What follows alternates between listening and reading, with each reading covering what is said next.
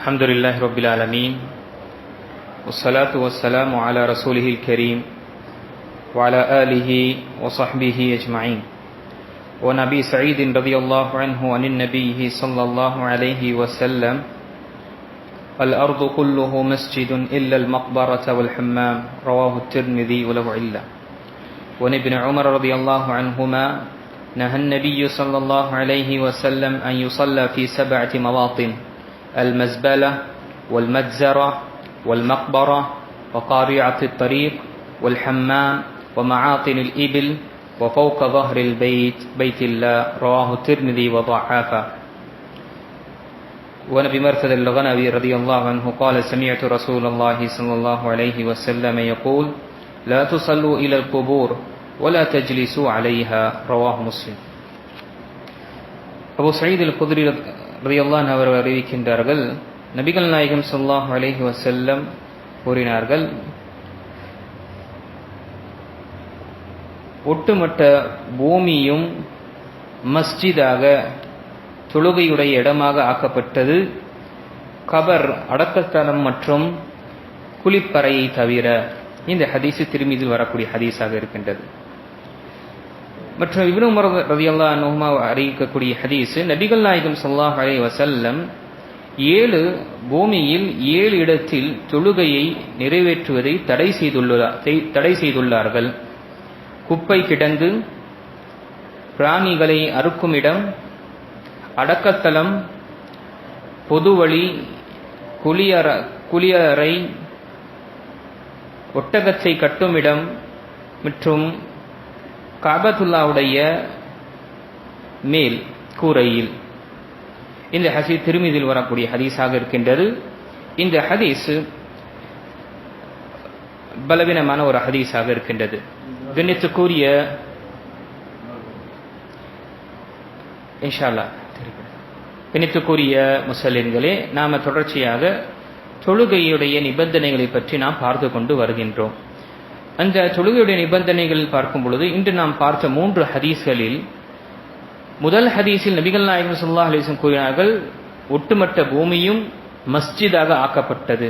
ஏனென்றால் நாம் முன்கூட்டியே தயம்மும் என்று சொல்லக்கூடிய பாடத்தில் நபிகள் நாயகம் ஸல்லல்லாஹு அலைஹி வஸல்லமுக்கு கொடுக்கப்பட்ட 5 சிறப்புகளை பற்றி நாம் பார்த்தோம். அதில் ஒன்று ஜுஇலத்தில் லியல் மஸ்ஜிது தஹூரும் என்று நபிகள் நாயகம் ஜுஇலத் லியல் அர்து மஸ்ஜிதன் வ தஹூரா, எனக்கு இந்த பூமி மஸ்ஜிதாகவும் தொழக்கூடிய இடமாகவும் மற்றும் சுத்தத்தை எடுத்துக் கொள்ளக்கூடிய ஒரு இடமாகவும் ஒரு விஷயமாகவும் அல்லாஹ் எனக்கு கொடுத்தான் என்று பார்த்தோம்.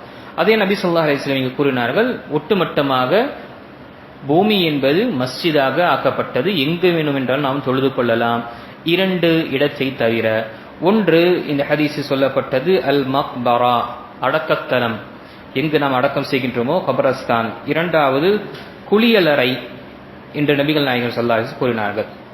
இதை தவிர இப்னு உமர் ரலியல்லாஹு அன்ஹுமா அறிவிக்கக்கூடிய ஹதீஸில் 7 இடத்தில் நபிகள் நாயகம் ஸல்லல்லாஹு அலைஹி வஸல்லம் தொழுகை நிறைவேற்றுவதில் இருந்து தடுத்துள்ளார்கள். அதையும் நாம இங்கு பார்த்தோம். கண்ணியத்துக்குரிய இந்த ஹதீஸ் 2வது ஹதீஸ் திருமீதில் வரக்கூடிய ஹதீஸ் பலவீனமான ஹதீஸாக இருக்கின்றது. ஆக இந்த ஹதீஸின் அடிப்படையில் நாம இதை ஆதாரமாக எடுத்துக்கொள்ள முடியாது. ஆனால் பொதுவான சட்டங்களை நாம் பார்க்கும் பொழுது நமக்கு மற்ற கடமைகள் மற்றும் மற்ற சட்டங்கள், இஸ்லாமிய சட்டங்களை நாம் அறிந்து கொண்டோம் என்றால், இந்த சொல்லப்பட்ட அனைத்து இடமும் ஒன்று அசுத்தமான ஒரு இடமாக இருக்கும், அல்லது கபருடைய அடக்கம் செய்யக்கூடிய இடமாக இருக்கும், அங்கு தொழக்கூடாது. இப்படிப்பட்ட விஷயங்கள் தான் இருக்கும். ஆக இந்த இடத்தை பொதுவாக நாம் பார்க்கும் பொழுது இந்த அனைத்து இடத்திலும் மற்ற ஹதீஸுகள் நமக்கு வலியுறுத்துகின்றது, இங்கெல்லாம் நாம் தொழக்கூடாது. ஏனென்றால் நாம் தொழும் பொழுது நம்முடைய இடம் சுத்தமாக இருக்க வேண்டும் என்ற நிபந்தனைகள் நாம் பார்த்தோம். அதே போல தொழுகும் பொழுது எந்த ஒரு கபரும் அல்லது எந்த ஒரு சிலையும் இருக்கக்கூடாது முன்னால் என்று நாம் பார்த்தோம். ஆக ஒவ்வொன்றாக நாம இதை பார்க்கலாம். முதல் விஷயம், நபி ஸல்லல்லாஹு அலைஹி வஸல்லம் இந்த ஹதீஸில் வருகின்ற அல் மஸ்பலா, குப்பை கிடங்கு. குப்பை போடக்கூடிய இடம் அஜீஸாக இருக்கும், அசுத்தமாக இருக்கும். அங்கு அந்த இடத்தில் தொழுவது என்பது தடை செய்யப்பட்டது. ஏன் ஏனென்றால் அங்கு நஜீஸ் போடப்படும், அசுத்தம் போடப்படும். அந்த இடத்தில் தொழுவது என்பது தடை செய்யப்பட்டது. ஏனென்றால் தொழக்கூடிய இடம் என்பது சுத்தமாக இருக்க வேண்டும் என்று பார்த்தோம். இரண்டாவது ஒல் மஜ்ஜரா, பிராணிகள் அறுக்கும் இடம். பிராணிகள் அறுக்கும் இடம் என்பது அங்கு அறுக்கக்கூடிய இடம், குறிப்பாக நம்ம ஸ்லாட்டர் ஹவுஸ் என்று கூறுகின்றோம். அறுக்கக்கூடிய இடத்தில் ரத்தம் இருக்கும், ரத்தம் ஓட்டம் இருக்கும், கழிவுகள் அங்கு எடுக்கப்படும். இப்படிப்பட்ட நிலையில் அங்கு தொழுவதும் அதுவும் ஒரு நஜீஸாக இருக்கும். ரத்தம் என்பது நஜீஸான ஒரு விஷயம். ஆக அந்த இடத்தில் தொழுவதும் தடை செய்யப்பட்டது. ஆம், ஸ்லாட்டர் ஹவுஸில் இருக்கும் பொழுது அந்த ஸ்லாட்டர் ஹவுஸில் ஒரு இடம் அந்த அறுப்பதற்காக பயன்படுத்துவதில்லை, சாதாரணமாக இருக்கு, ஒரு ரூமாக இருக்கு என்றால் அங்கு நாம் அதை அங்கு தொழுது கொள்ளலாம்.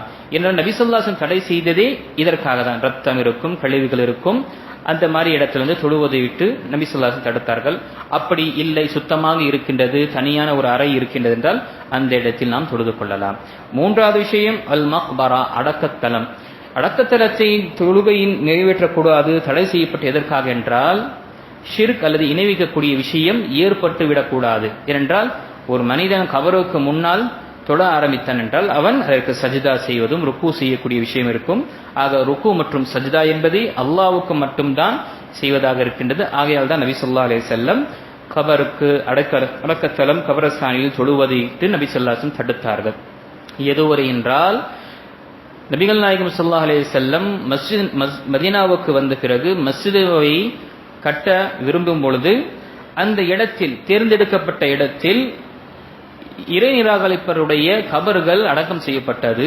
நபி ஸல்லல்லாஹு அலைஹி வஸல்லம் முதலில் அந்த கபரை தோண்டி இருக்கக்கூடிய எலும்புகள் மற்ற விஷயங்களை எடுத்து மற்ற இடத்தில் மாற்றிவிட்டு தான் மஸ்ஜிதை கட்டினார்கள். ஆக முதல் விஷயம் இங்கு நபி ஸல்லல்லாஹு, ஏனென்றால் அந்த இடம் அடக்கத்தலமாக இருந்தது, அதை முழுமையாக அகற்றப்பட்டது. பிறகு சுத்தமாக்கப்பட்ட பிறகுதான் அங்கு மஸ்ஜித் நபவி கட்டப்பட்டது. ஆக நபி ஸல்லல்லாஹு அலைஹி வஸல்லம் அடக்கத்தலம் மற்றும் கபரஸ்தானில் தொழுகை நிறைவேற்றுவது நபி ஸல்லல்லாஹு அலைஹி வஸல்லம் தடுத்திருக்கின்றார்கள். ஏனென்றால் இங்கு ஷிர்க் மற்றும் இணைவிக்கக்கூடிய விஷயம் ஏற்படும். அல்லாஹ்வுக்கு செய்யக்கூடிய வணக்க வழிபாடு கபர்களுக்கு செய்யப்படும். இப்படி இருக்கும் பொழுது கணித்துக்குரிய இங்கு ஒரு விஷயத்தை நாம் நினைவு கொள்ள வேண்டும். இப்படி ஒரு கபரஸ்தானிலே நீங்கள் தொழுகாதீங்கள் என்று நபி ஸல்லல்லாஹு அலைஹி வஸல்லம் தடை செய்திருக்கின்றார்கள் என்றால் சிலர் அறியாம என்ன செய்யறாங்க, தர்காவுக்கு சென்று நான் அங்க தொழுகிறேன், தர்காவுக்கு போயிட்டு நான் அல்லாஹ்வுக்காக தான் தொழுகிறேன், தர்காவுக்கு போயிட்டு அல்லாஹ்வுக்காக தான் நான் சஜ்தா செய்கிறேன், ருக்கு செய்கிறேன் என்று சொல்லும் பொழுது ஆகுமா? கிடையாது. இப்போ கபரஸ்தான் நம்ம அடக்கம் செய்ய அடக்கத்தலத்திலே இங்கு அனுமதி கிடையாது என்றால் இங்கு தனிப்பட்ட ஒரு கபர் இருக்கின்றது, அந்த இடத்தில் ஷிர்க் மற்றும் இணை வைத்தல் நடக்குகின்றது என்றால் அங்கு சென்று நான் குர்ஆனை ஓதுறேன், அங்கு சென்று நான் தொழுகிறேன் அல்லாஹ்வுக்காக என்றால் கிடையாது, அது தடை செய்யப்பட்டது. ஆம், கபரஸ்தானில் குறிப்பாக கபரஸ்தானில் ஜனாசாவுடைய தொழுகை என்பது நிறைவேற்ற முடியும். ஏனென்றால் ஜனாசா தொழுகையில ருக்குவும் கிடையாது, சுஜூதும் கிடையாது. ஜனாசா தொழுகை என்பதே ஒரு பிரார்த்தனை, அது தொழுகை என்பதே ஒரு பிரார்த்தனை, இறந்தோருக்கு பிரார்த்திக்கக்கூடிய அந்த பிரார்த்தனையாக இருக்கின்றது. ஏனென்றால் நபி ஸல்லல்லாஹு அலைஹி வஸல்லம் உடைய காலத்தில் ஒரு முறை நபி ஸல்லல்லாஹு அலைஹி வஸல்லம் மஸ்ஜித் நபவியை சுத்தப்படுத்தக்கூடிய ஒரு பெண் இறந்த பிறகு, சரி இவளுடைய இறந்த செய்தி எதற்காக நபி ஸல்லல்லாஹு அலைஹி வஸல்லமுக்கு சொல்லணும், அவ்வளவு பெரிய ஒரு இம்பார்ட்டன்டான விஷயம் கிடையாது, இவள் ஒரு வேலைக்காரி என்று நினைத்து சஹாபாக்கள் என்ன செய்தார்கள், தொழுகையை நிறைவேற்றிவிட்டு அடக்கம் செய்துவிட்டு வந்து விட்டார்கள். காலையில் நபி ஸல்லல்லாஹு அலைஹி வஸல்லம் எங்கு அந்த பெண் குப்பையை திறக்கக்கூடியவர், இந்த பள்ளியை சுத்தப்படுத்தக்கூடியவர் எங்கே என்று கேட்கும் பொழுது சஹாபாக்கள் கூறினார்கள், நபி ஸல்லல்லாஹு அலைஹி வஸல்லம் நேற்று இரவு அவ வஃபாத் ஆயிட்டா, நாம அவருக்கு தொழுகையை நிறைவேற்றி தஃபன் செய்து விட்டோம், அடக்கம் செய்து விட்டோம் என்று சொல்லும் பொழுது நபி ஸல்லல்லாஹு அலைஹி வஸல்லம் அவர்களை பார்த்து, நீங்கள் அந்த பெண்ணை நீங்கள் மிகவும் ஒரு குறைவாக எடை போட்டு விட்டீர்கள் என்று எனக்கு அந்த இடத்தை காட்டுங்கள், கபரை காட்டுங்கள் என்று சென்று நபி ஸல்லல்லாஹு அலைஹி வஸல்லம் தொழுகையை நிறைவேற்றினார்கள். அப்போ கபரஸ்தான் மற்றும் அடக்கத்தலத்தில் நாம தொழுகையை நிறைவேற்ற முடியல, ஊர்ல இருந்து வரோம், தாமதம் ஆயிடுச்சு, அல்லது நம்ம அங்க நம்முடைய உறவினர்கள் இறந்து விட்டார்கள், அவனுடைய ஜனாசாவில் கலந்து கொள்ள முடியல, அவர்களுக்காக நாம தொழுக முடியவில்லை என்றால் நாம் எப்பொழுது வந்தாலும் விரும்பினால் அந்த இடத்தில் நின்று நாம ஜனாசாவுடைய தொழுகையை தொழுது கொள்ளலாம். ஏனென்றால் பத்ருடைய உஹதுடைய போரில் வஃபாத்தானவர்கள் ஷஹீதானவர்களுக்கு நபி ஸல்லல்லாஹு அலைஹி வஸல்லம் 8 வருடத்திற்கு பிறகு அங்கு தொழுதார்கள். போர்க்களத்தில் ஷஹீதானவர்களுக்கு தொழுகை என்பது கிடையாது. ஆனால் அதற்கு பிறகு நபி ஸல்லல்லாஹு அலைஹி வஸல்லம் அவர்களுக்காக துஆ செய்த வண்ணமாக தொழுகையை செய்தார்கள். அந்த அடிப்படையில் உலமாக்கள் சொல்வது, ஒருவருக்கு ஜனாசா தொழுகை விடுபட்டதென்றால், அவர் மிகவும் உற்ற நெருக்கமான ஒரு உறவு இருக்கின்றென்றால், அவர் கபரஸ்தானுக்கு சென்று எங்கு அடக்கம் செய்யப்பட்டதும் அங்கு நின்று ஜனாசா தொழுகையை அவர் தொழுது கொள்ளலாம் என்று அனுமதிக்கின்றார்கள். ஆக இங்கு நபி ஸல்லல்லாஹு அலைஹி வஸல்லம் அடக்கத்தல கபரஸ்தானில் தொழக்கூடாது என்று நபி ஸல்லல்லாஹு அலைஹி வஸல்லம் தடுத்தார்கள். அதே போல நான்காவது விஷயம், பொது வழியில் நாம தொழக்கூடாது. வீதியில் மக்களுக்கு சிரமம் ஏற்படும், மக்களுக்கு சிரமத்தை ஏற்படுத்துவதற்குரிய இந்த மார்க்கம் நமக்கு கற்றுத்தரவில்லை. ஆக பொது வழியில் நாம தொழக்கூடாது. ஒரு வழி இருக்கின்றது, அங்கு மக்களுடைய நடமாட்டம் கிடையாது, மக்களுக்கு எந்த ஒரு சிரமம் இல்லை என்றால் அங்கு உலமாக்கள் அனுமதிக்கின்றார்கள். ஐந்தாவது விஷயம் ஹம்மாம், குளியல் அறையில் பொதுவாக ஹதீஸ்களில் நாம் பார்க்கும் பொழுது அங்கு மஅவா ஷயாத்தீன், ஷைத்தான்கள் இருக்கக்கூடிய இருப்பிடமாக இருக்கின்றது. அந்த இடத்தில் தொழுவதை நபி ஸல்லல்லாஹு அலைஹி வஸல்லம் வந்து இந்த தொழக்கூடிய ஷைத்தான் இருக்கக்கூடிய இடத்தை தொழாதீங்கள் என்ற விஷயங்கள் வந்திருக்கின்றது. ஆக அங்கேயும் நாம் தொழக்கூடாது. அதே போல மஆஃபினில் இபில், ஒட்டகத்தை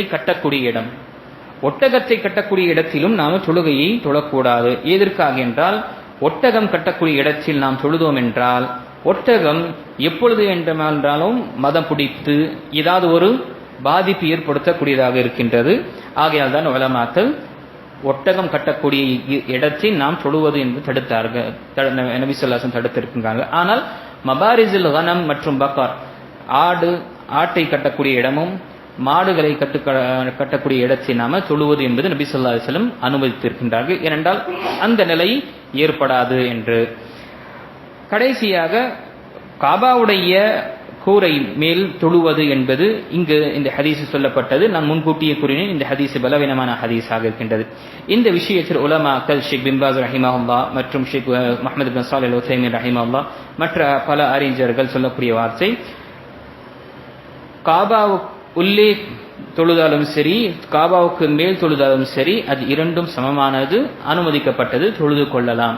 ஏன்னா நபி ஸல்லல்லாஹு அலைஹி வஸல்லம் மக்கா கைப்பற்ற பிறகு நபி ஸல்லல்லாஹு அலைஹி வஸல்லம் உள்ளே சிலைகளை சுத்தப்படுத்திய பிறகு 2 ரக்காத் தொழுதார்கள். ஆக உள்ளே காபாவுக்கு உள்ளே தொழுவதும் மேலே தொழுவதும் இரண்டும் சமமானதாக இருக்கின்றது. அதற்கு பிறகு ஷேக் உஸைமீன் ரஹிமஹுல்லாஹ் அவர் கூறுகின்றார்கள், நமக்கு திசை என்பதே, கிப்லா என்பதே